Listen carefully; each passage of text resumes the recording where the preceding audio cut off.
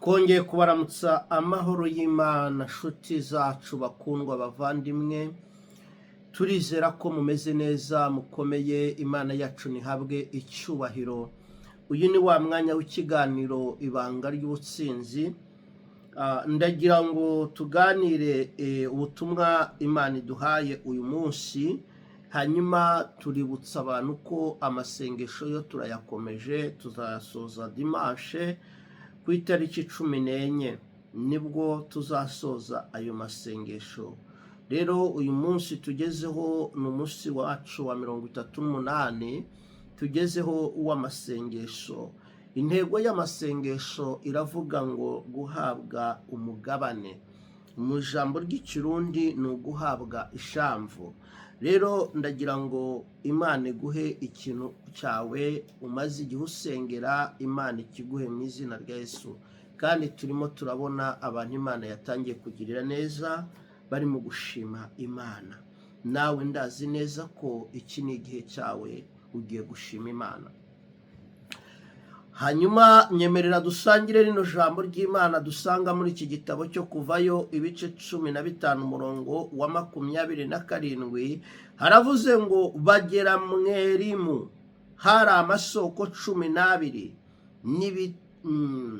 n'imikindo 70, babamba amahema kuri ayo mazi. Babamba amahema kuri ayo mazi. Mekorabosa arabo shandone korabosia. Babamba amahema kuri ayo mazi. Reka nkubwire inshuti y'umusaraba, ariko ntarakomeza iyi message, ndagira ngo nkusabe wowe utarakora subscribe uyikore, kugira ngo ukomeze kujya ubona buno butumwa ku mwanya tubushizeho, ujye uhita ububona. Imana iguha umugisha. Hanyuma wowe wayikoze, Imana iguha umugisha. Kandi ikindi tugusaba no gusangiza iyi video inshuti zawe, igiyeho ukayibona ujye uyisangiza inshuti zawe. Yesu aguha umugisha. Kankubwire rero icyo nje kukubwira. Ntacyo bitwaye igisuzuguriro umaze igihe urimo. Ntacyo byari bitwaye. Ntacyo bitwaye amajambo wabwiwe mabi. Ntacyo bitwaye ukuntu wafashwe nabi. Ntacyo bitwaye ukuntu utahawe agaciro. Ntacyo bitwaye ukuntu utigeze wemerwa mu muryango. Ariko Imana igiye gutuma wemerwa, kuko Imana ije kuguha ibikwemeza abantu. Aba bantu bari bavuye ku iriba ryitwa amazi, iriba ry'Imara, amazi y'Imara. Bageze Imara bahagera ari abantu benshi, kandi ryari riba rimwe. Bahageze babura amazi, ngo bagerageje kunywa amazi y'Imara bumva ararura. Nta buzima amazi y'Imara yari afite. Hari amazi y'Imara umazeho igihe, hari amazi y'Imara umazeho iminsi. Ayo mazi yakubereye umururazi. Ayo mazi yakubereye ikibazo. Imana ije guhindura ubuzima bwawe. Imana ije kuguhindurira imibereho. Imana ije kuguhindurira kubaho. Bibiliya iravuga ngo bavanwa Imara. Ndagira ngo nkubwire ngo Imana igiye kukuvana Imara, hari ahandi kujyanye. Imana igiye kukuvana Imara, hari bundi buzima kujyanyemo. Imana igiye kukuvana ku iriba ry'umubabaro. Imana igiye kukuvana ku iriba ritari ryo. Imana ibajyana ahandi, ahantu hitwa Elimu. Bageze Elimu, ngo babona amariba 12. Babona, bayitegereje, amaso yabo abona amariba 12. Maso yawe agiye kubona umugisha uvuye ku Mana. Maso yawe agiye kubona igitangaza cy'Imana. Maso yawe agiye kubona ibitangaza by'Imana. Maso yawe agiye kubona ibitangaza by'Imana. Maso yawe agiye kubona ibitangaza by'Imana. babona amariba 12. Reka mvuga aya mariba 12 bagezeho, cyangwa aya masoko 12 bari bagezeho.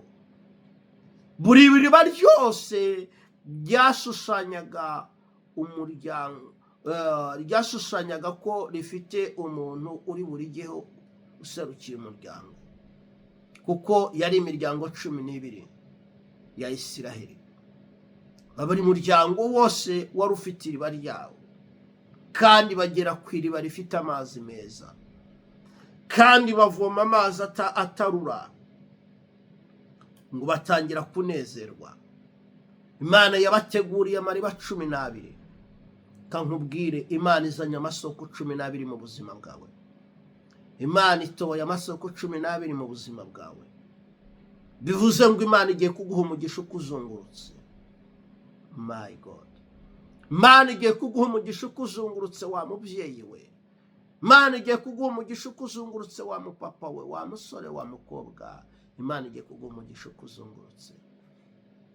Ngo bitegereje barebye, ngo amaso yabo akomeza kubona n'ibindi. Babona ibiti by'ibigazi, cyangwa se mu Kinyarwanda bavuze ngo ni imikindo, ibiti 70. Abantu bazi imibare, uhise ugabura ukareba ibiti 70, urahita ubona buri muryango ibiti wari wemerewe. Reka nkubwire, iyo wababaye igihe kirekire, Imana ikunezeza igihe kirekire. Iyo wasuzuguwe igihe kirekire, Imana iguha kwishima igihe kirekire. Iyo wasonje igihe kirekire, Imana iguha guhaga igihe kirekire. Bari bahuye n'inyota aho bavuye, bari bahuye n'ibibazo aho bavuye, bari bahuye n'ubukene, bari bahuye n'ubuzima bubi, ariko ngo Imana ibahindurira ubuzima. Bageze aha hantu, Bibiliya ivuga ngo babambye amahema, baguma aho ngaho. Bagumye aho, baguma hafi y'umugisha Imana ibahaye, baguma mu mugisha Imana ibahaye. Nendaga kukubwira ngo ubuzima bwa Imana ije kubuhindura. Nendaga kukubwira ngo igihe cyawe cyo gutabarwa ni iki. Nendaga kukubwira ngo Imana izanye amasoko 12 mu buzima bwawe. Imana izanye ibiti 70 by'ibigazi mu buzima bwawe. Ibyo bivuze umugisha, ibyo bivuze umugisha. Nimba uri umuntu wizera umugisha uva ku Mana, subiramo uvuge ngo amen. Subiramo uvuge ngo ndacakiye mu izina rya Yesu. Oh, rebosi koreroria. Data, ndagushimira mu izina rya Yesu, Imana ikomeye. Hezagira abana bawe bumvise iri jambo, kandi iri jambo rigire imbaraga mu mitima y'abaryakiriye.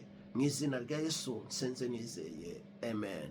Imana iguhe umugisha. Ubutumwa busangije inshuti zawe. Yesu aguhe umugisha.